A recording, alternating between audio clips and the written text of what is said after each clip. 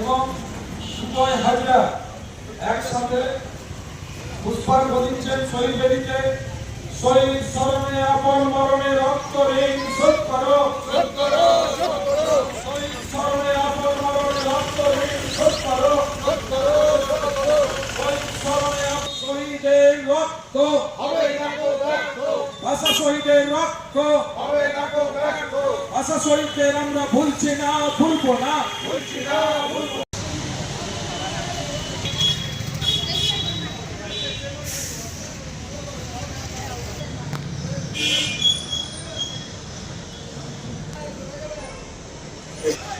জেলা তৃণমূল লিগেল সেলের পক্ষ থেকে মাল্যদান করা হচ্ছে।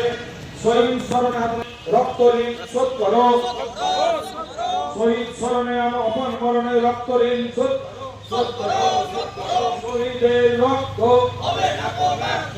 বাংলা ভাষা শহীদদের আমরা ভুলছি না, ভুলবো না, ভুলছি না, ভুলবো না, ভুলবো না। বিদ্যাসাগরের মেদিনীপুরে বাংলা ভাষা শহীদদের আমরা ভুলছি না, ভুলবো না, ভুলছি না, ভুলবো না। বর্ণ পরিচয়ের সম্মানের জন্য যারা শহীদ হয়েছেন শহীদদের আমরা ভুলছি না, ভুলবো না, ভুলছি না, ভুলবো না। ভাষা শহীদ স্মরণে শোধ করো, শহীদ স্মরণে আপন মরণে রক্ত ঋণ শোধ করো, শোধ করো, শোধ করো। আমি এবারে বলবো প্রদ্যুৎ ঘোষ,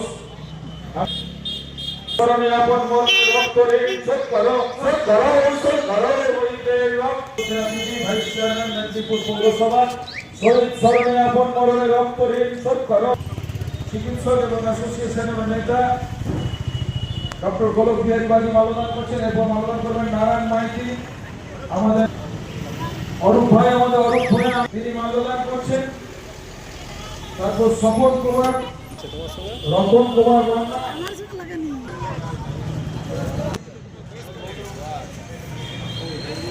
শহীদ দিবসে কয়েকটাকে সরিয়ে দিয়েছে আর ওই কটা আছে ওই কটাকে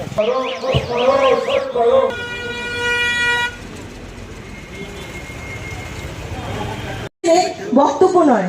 যেহেতু 21শে দিবস আজকে বাংলা ভাষা দিবস, আর সারা বছরই তো আমরা কোর্টে লড়ালড়ি করি, তাই ছোট্ট একটা গান দিয়ে শেষ করছি, 2 লাইন, ঠিক আছে? নির্মলা মিশ্র, ঠিক আছে? আচ্ছা, তার আগে বলি মল্লিকা রায়চৌধুরী, ভোটটা তো আপনারা বলবেন দিতে, আর তার আগে বলি মল্লিকা রায়চৌধুরীর নামটা রয়েছে ঠিকই, আমার যেহেতু পরিচয়, আমি হাওড়া কর্পোরেশনের কাউন্সিলর, এখন যেহেতু বোর্ড রিজার্ভ, সবাই রায়চৌধুরীর নামে জানে, কিন্তু ব্যালটে চট্টোপাধ্যায় থাকবে, দ্যাটস ওয়াই আমার চট্টোপাধ্যায় নামে বার কাউন্সিল এনরোল। তো কি ভুলতে পারি? 21শে ফেব্রুয়ারি দিনটি আমাদের কাছে স্পর্শকাতর দিন, কিন্তু আরেকদিকে আমরা আমাদের গৌরবের দিন। 1952 সালের 21শে ফেব্রুয়ারি, তখন বাংলাদেশ ছিল না, তখন পূর্ব পাকিস্তান ছিল। পাকিস্তানের অধীনে তারা শাসনাধীন ছিল। সেই সময় পাকিস্তানের যারা সরকারে অধিষ্ঠিত ছিল তারা বাংলাদেশে জোর করে উর্দু ভাষাকে রাষ্ট্রভাষা হিসেবে পরিগণিত করার চেষ্টা করেছিল। কিন্তু সেই সময় বাঙালির আত্মবিমানে লেগেছিল, বাঙালি লড়াই করার জাতি, তারা বলেছিল বাংলা ভাষাকে রাষ্ট্রভাষা করতে হবে। সেই ভাষা হয়ে লড়াই করতে গিয়ে অনেকে শহীদ হয়েছিলেন।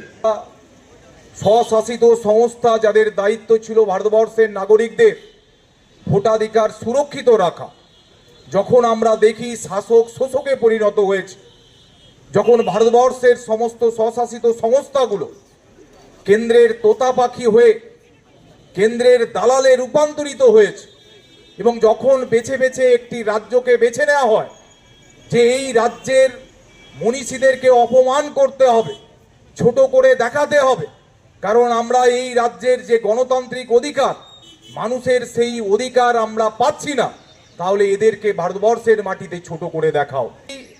কেন স্বামী বিবেকানন্দ গীতা পাঠের চেয়ে ফুটবল খেলা ভালো কথা বলেছেন, যখন তাকে বামপন্থী প্রোডাক্ট বলে চালিয়ে দেওয়া হয়,